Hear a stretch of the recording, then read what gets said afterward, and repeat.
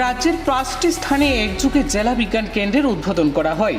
মঙ্গলবার হিমন্ত বিশ্ব শর্মা গুয়াহাটিতে অনুষ্ঠিত এক সভা থেকে ভার্চুয়ালের মাধ্যমে এই 5টি বিজ্ঞান কেন্দ্রের আনুষ্ঠানিক উদ্বোধন করেন।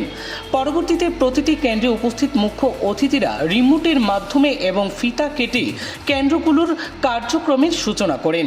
উদ্বোধন হওয়া 5টি বিজ্ঞান কেন্দ্রের মধ্যে একটি কাছাড় জেলার শিলডুবিতে নির্মিত হয়েছে। শিলডুবি এই বিজ্ঞান কেন্দ্রটির সূচনা করেন শিলচরের বিধায়ক দীপায়ন চক্রবর্তী। শিলডুবিতে অনুষ্ঠিত উদ্বোধনী অনুষ্ঠানে উপস্থিত ছিলেন কাছাড় জেলার অতিরিক্ত জেলা আয়ুক্ত মানব জ্যোতি, গুয়াহাটি থেকে আগত প্রযুক্তি বিজ্ঞান কেন্দ্রের প্রতিনিধি নীলকমল দাস ও মানব সিংহ, আরও বহু বিশিষ্ট ব্যক্তিত্বরা।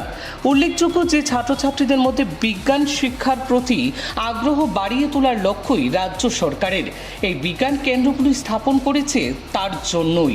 শিলডুবিতে নির্মিত বিজ্ঞান কেন্দ্রটি তৈরিতে মোট প্রায় 36 কোটি টাকা ব্যয় করা হয়েছে। এই বিজ্ঞান কেন্দ্রগুলি বিশেষ করে বরাক উপত্যকার ছাত্রছাত্রীদের জন্য অত্যন্ত উপকারী হবে বলে মন্তব্য করেন বিধায়ক শ্রী চক্রবর্তী।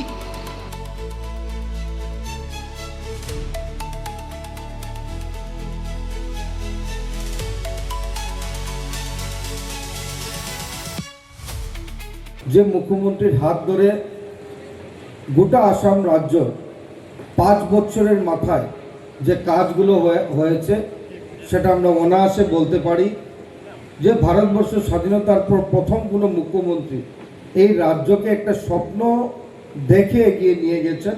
তার নাম হলো মাননীয় মুখ্যমন্ত্রী ডক্টর হিমন্ত বিশ্ব শর্মা মহোদয়।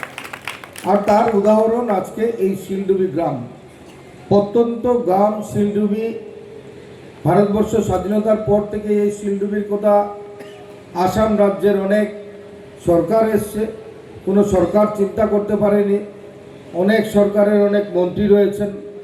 আমি তো বলবো যে কাছাড়েরও অনেক মন্ত্রী রয়েছিলেন কংগ্রেস সরকারের জমানায়। তাদেরকেও যদি আজকে আপনারা জিজ্ঞেস করুন যে শিলডুবি জায়গাটা কোথায় আছে আর আজকে এটা কোন কনস্টিটিউয়েন্সিতে আছে, বিগত দিনে কোন কনস্টিটিউয়েন্সিতে ছিল, সেটা কিন্তু ওনারা বলতে পারবেন না।